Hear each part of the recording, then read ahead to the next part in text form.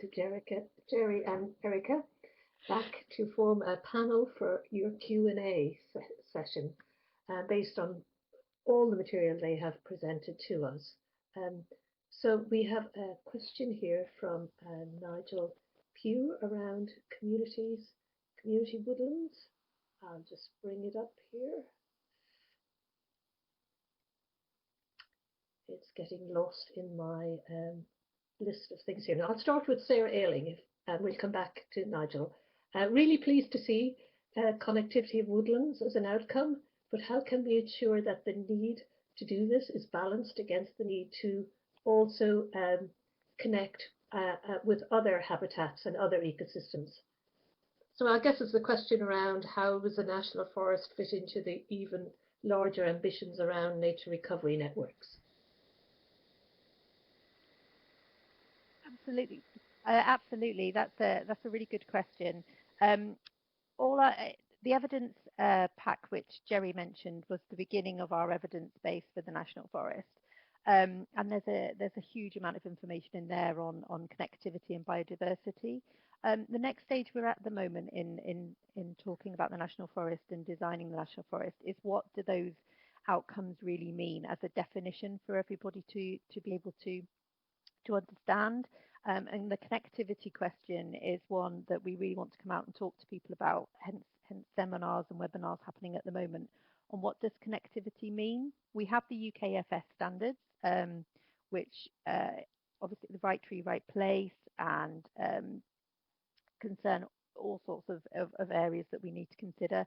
We also have the area statement work that's happening at the moment, and we have the Nature Recovery Action Plan. We have all sorts of things that we're taking into consideration. So all of that at the moment is being looked at, and we will come up with an overall view on the connectivity question. A little bit too early to answer that in detail at the moment, but absolutely a good question to ask. Thank you. And Jerry, would you have any comments on that question as well?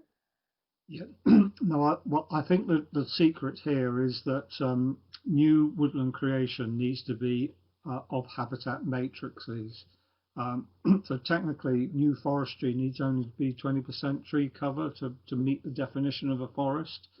And even if you're planting 60% tree cover, that's still an awful lot of space for other habitats. So I think the secret lies in new forests being this matrix for habitat networks of all sorts. That offers a lot more than much of our existing countryside offers in terms of the actual space devoted for wildlife habitat. Okay, thank you. So let's go back to the question from Nigel Pugh. It's for Erica. Erica, can you see an important, vital role for community tree nurseries right across Wales? If so, why? Nurseries, whether they be community nurseries, all nurseries are important with our tree planting targets as a whole. There's, again, work looking at all of this at the moment and the need for trees and local sourcing and provenance, etc. So a little bit too early. I do apologise. These are brilliant detailed questions. Haven't quite got the answers to them yet, but it's definitely on the radar for discussion, and how everything fits together and how all of this contributes to the not just to the National Forest, but to woodland creation as a whole. So can't give you an exact answer on that one, but everything's got a role to play in it. It's making sure that everything fits together in the right way. And Jerry, would you like to add any comments to that? Well, only that community tree nurseries specifically are a fantastic community engagement option. So they really should be part of the way of doing this. But we need lots of them and lots of local initiatives supplying trees for planting in their own locality. Okay, thank you. So let's move on to another question now from Vic Warren. She says, Yolo said, right tree, right place. Will new woodland always be subject to a discussion on biodiversity before it is decided?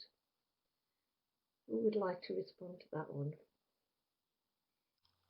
Yep. No, I'm happy to to say yes, but to make the point that that discussion has to happen out in the field with the landowner. Our experience is that trying to rely on GIS systems and map data is completely inadequate. So there has to be a facilitated discussion with the landowner. And that is quite challenging, and it's also quite resource heavy. So I think there is a challenge there. Okay, anything to add, Erica? As Yolo mentioned, and I mentioned in it, we're working within the UKFF guidance. Everything has to have those discussions, as Jerry said, before before it even begins to become a plan. So that's what our guiding principles are, and that's what's written into the outcomes at the beginning. So you'll see it flows all the way through. Okay, we'll move on to a question from Rachel Sharp. How is natural regeneration and dealing with ash dieback being taken into consideration? I guess this is in relation to the National Forest. The National Forest. It's ash dieback is obviously a concern at the moment, just for woodland creation generally and woodland management generally. So we're looking at that from a forest policy point of view. Anyway, and any outcome from that will feed into the National Forest. Natural regeneration, again, is to be had as a conversation going forwards on how that does contribute to and how we see that fitting within those outcomes. So using the outcomes as your principles, your guiding principles, it's how do things fit into those. And when we do a bit more work on and that's what's starting now on actually the fine detail behind those outcomes, which we'll be coming out to talk to people about. That's where that conversation needs to happen on how these things can all contribute to the National Forest. So it's the detail behind the outcomes that will answer that question. Okay, thank you very much. I have a question. I was very touched by and noticed the international perspective that Jerry brought to his talk by way of introduction, and I'm aware of the Size of Wales project. And I was wondering if there's anything more that Wales can do in terms of almost soft power and diplomacy in the world of forestry internationally. What key countries are on the international soft power agenda for Welsh Government in terms of the environment? Jerry or Erica? Is there anything more we can do for the international world of nature conservation, Jerry? I'm probably not best placed to answer that. I'm afraid the Woodland Trust doesn't engage internationally, but yeah, it would be great to see. And I think one of the things that struck me is there's all sorts of interesting things happening in Africa, particularly around agroforestry. And it seems to me that there's possibly a lot that we in Wales could learn by looking at what's happening internationally. Perhaps not so much on the sort of technical tree growing, but on the actual governance structures, the ways of doing things, how to involve people, how to involve landowners. There's an awful lot of interesting stuff going on which we don't replicate very much in this country. And what I was saying earlier, that our conversation tends to be very obsessed with plantations. That doesn't seem to be the picture elsewhere necessarily.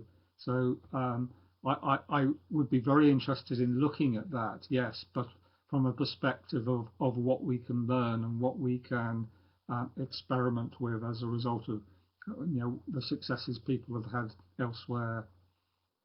Yes, and I'm aware that there's a strong focus internationally on community involvement as well. So I think we could probably have scope to learn from each other.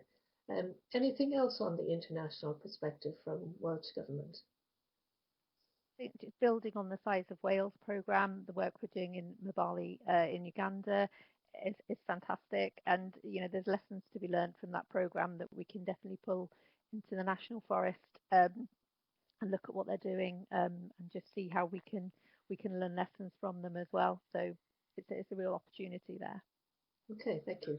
If I could just add, one of the most interesting presentations I've seen recently is about how Singapore manages its urban trees and has achieved a sort of fantastic 40% urban tree cover. And I think there are some great lessons in there about how to go about achieving such an ambition. Okay, thank you. We have another question for Erica from Nigel Pugh. Will there be a prioritised targeted increase of tree cover under the NFW programme? For example, looking at natural flood management interventions and absent habitat connectivity first. That's a good question. Thank you for. I mean, we're looking at the National Forest as very much a bottom up and a top down approach. So the outcomes are kind of your top down approach with the steer from the outcomes and the principles, and the bottom up approach is things like targeted interventions and looking at the outcomes that we want to get out of the National Forest. One of the things that's mentioned in the video and in the outcomes is mitigations for climate change. And as you say, flood alleviation and sustainable drainage is part of that. So definitely being talked about, Nigel. Definitely. Okay, any comment on that particular question, Jerry? Well, I think programs that are aimed at achieving specific things would be very useful. And coming back to natural regeneration for a moment, to encourage natural regeneration requires a completely different support approach to tree planting. So it means supporting interventions, farming interventions such as fencing and grazing management.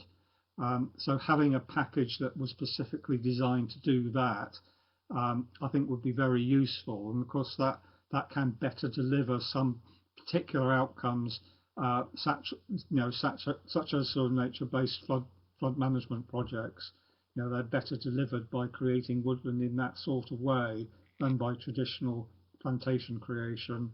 So yes, I think there's a strong need to identify specific purpose programs that encourage the right sort of intervention. Okay, thank you both for your great presentations and for the contribution to the discussion and to your colleagues who assisted you. It's now my task to draw this session to a close, but these conversations can continue in the chat and indeed on the conference platform. And again, all people attending virtually are asked to provide feedback on the sessions via the rate session. And I think we should start our lunch by reflecting on the message that Yolo had for us earlier. Forests are good for our souls, and we are so lucky to have them enriching our lives here in Wales.